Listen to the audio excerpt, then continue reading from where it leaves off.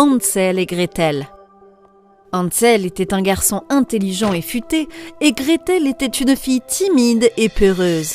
Sa seconde femme maltraitait souvent les enfants et ne cessait de tourmenter le bûcheron. « Il n'y a pas assez de nourriture dans la maison pour nous tous. Il y a trop de bouches à nourrir. On doit se débarrasser des deux gosses ou on va tous mourir de faim. » Elle dit. Le bûcheron contesta le plan diabolique de sa femme, mais elle ne voulut pas l'écouter. Le pauvre Hansel et Gretel avaient entendu la conversation et ont pleuré toute la nuit. Un jour, le père dut aller en ville pour gagner de l'argent pour faire vivre sa famille. La méchante belle-mère eut la chance d'emmener les petits-enfants dans la forêt et de les laisser tout seuls. Le lendemain matin, la belle-mère appelle Hansel et Gretel et leur dit joyeusement « Préparez-vous, mes enfants, allons pique-niquer !» Elle tenta d'être aussi gentille que possible pour que les enfants ignorent ses projets. Elle a préparé un sac avec du pain et des biscuits et l'a remis à Gretel. « Tiens, chère petite Gretel, nous aurons cette nourriture dans la forêt. » Elle referme joyeusement la maison et ils commencèrent à marcher vers la forêt. Hansel était un collectionneur de pierres. Il avait une énorme collection de cailloux blancs qu'il transportait partout. Hansel posa furtivement une traînée de cailloux blancs en pensant « Nous suivrons ces cailloux en rentrant chez nous. » Pour lui, c'était juste un jeu. Il ignorait tout du plan de sa belle-mère. Mais elle avait remarqué les cailloux blancs que Hansel laissait tomber. Mais elle demeura calme. Tandis qu'il s'enfonçait dans la forêt, la belle-mère dit « C'est un excellent endroit pour pique-niquer. Vous pouvez faire une sieste pendant que je vais chercher des fruits frais pour vous deux. » Elle les laissa tout seuls. Hansel et Gretel restèrent assis sous un grand arbre, mangèrent des biscuits et jouèrent à des jeux. Le temps passait et c'était presque le soir. Gretel commença à s'inquiéter du fait que leur mère n'était pas encore revenue les chercher. Comme la belle-mère avait vu Hansel faire tomber les cailloux tout le long du chemin jusqu'à l'endroit où elle les avait laissés, elle savait que les enfants étaient assez intelligents pour suivre les cailloux à la maison. Ainsi, sur le chemin du retour, elle ramassa les cailloux blancs que Hansel avait fait tomber et fit un chemin similaire des cailloux vers un chemin non fréquenté qui la mènera ailleurs. Gretel avait peur, alors Hansel lui dit « Attendons la tombée de la nuit. J'ai laissé tomber une traînée de cailloux blancs jusqu'ici pour qu'avec la lueur de la lune sur eux, on puisse rentrer à la maison. » À la tombée de la nuit, les bruits horribles de tous les animaux sauvages commencèrent à se faire entendre autour d'eux. Ils eurent peur, mais ils attendirent que la lune se lève et ils furent heureux de voir les cailloux blancs briller dans la lumière de la lune et commencèrent à suivre la piste qu'ils pensaient avoir tracée sans savoir que la belle-mère avait changé le chemin. « Maintenant, donne-moi ta main. On rentrera sain et sauf, tu verras. » Hansel dit avec une immense confiance. Aussitôt, ils furent fatigués de marcher et ils n'étaient plus près de leur maison. Ils décidèrent de s'asseoir au pied d'un arbre car il y avait beaucoup de lucioles qui faisaient de la lumière et dansaient. Ils regardèrent la lune et les lucioles et s'endormirent bientôt. La nuit passait et le matin, ils se levèrent de leur sommeil et virent un magnifique et beau papillon plein de couleurs. Ils se regardaient et souriaient de bonheur. Pendant un moment, ils oublièrent qu'ils étaient perdus et affamés et suivirent le papillon et essayèrent de jouer avec lui.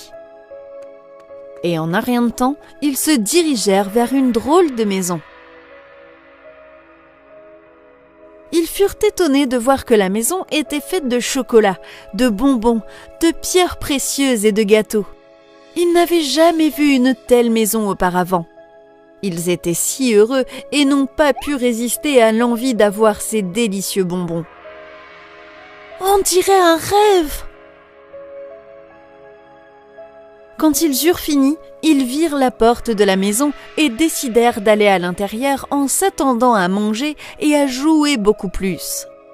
Alors qu'ils franchirent le pas en claquant la porte, ils virent une belle dame en train de préparer le souper.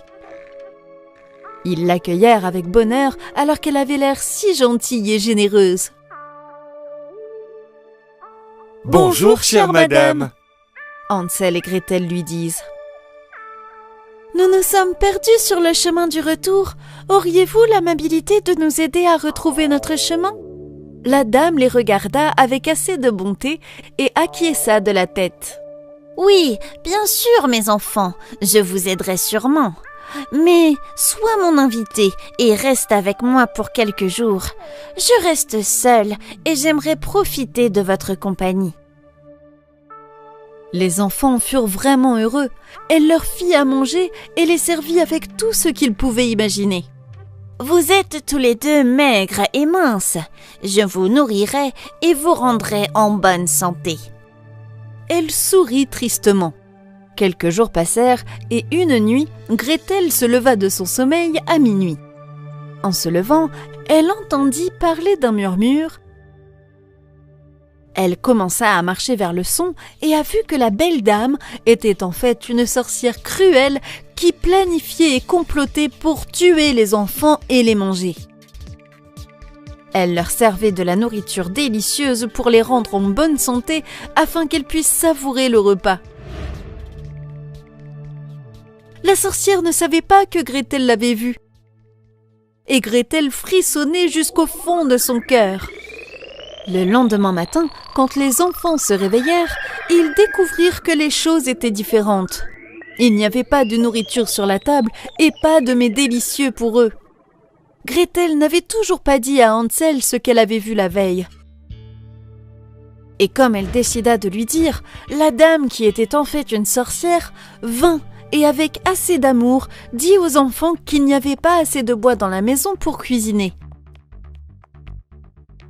Et qu'elle ne pouvait donc pas leur préparer de repas.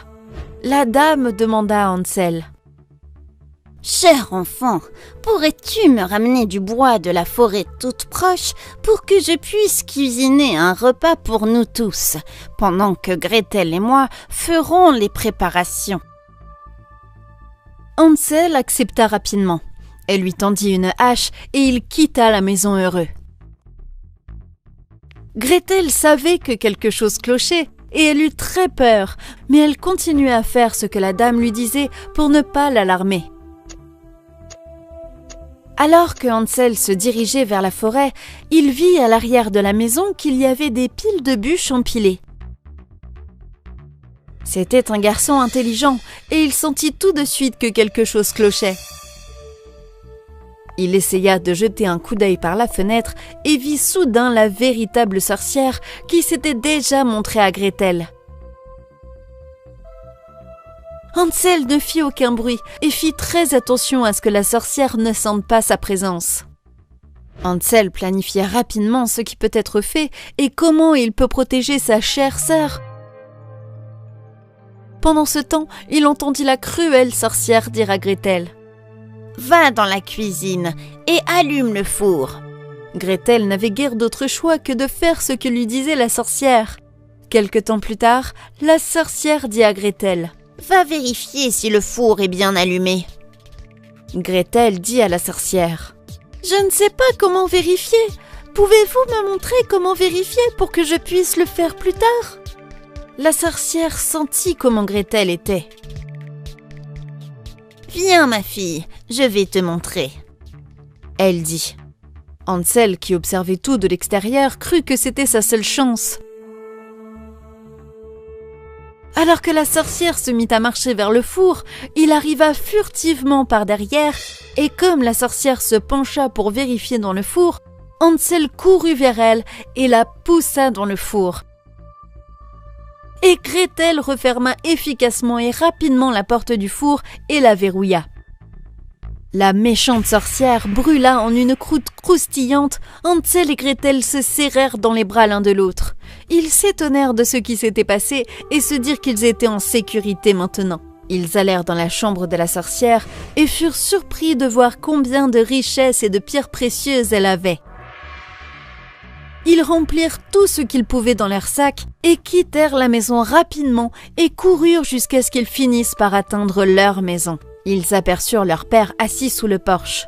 Il semblait si malheureux et triste. Ils se précipitèrent rapidement vers lui et ils s'embrassèrent et se serrèrent tous dans leurs bras. Les enfants racontèrent à leur père tout ce qu'ils avaient vécu. Le père fut très en colère et dit à sa femme de partir.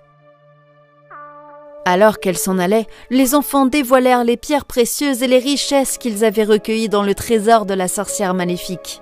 Enfin, ils purent vivre une vie insouciante et vivre heureux ensemble.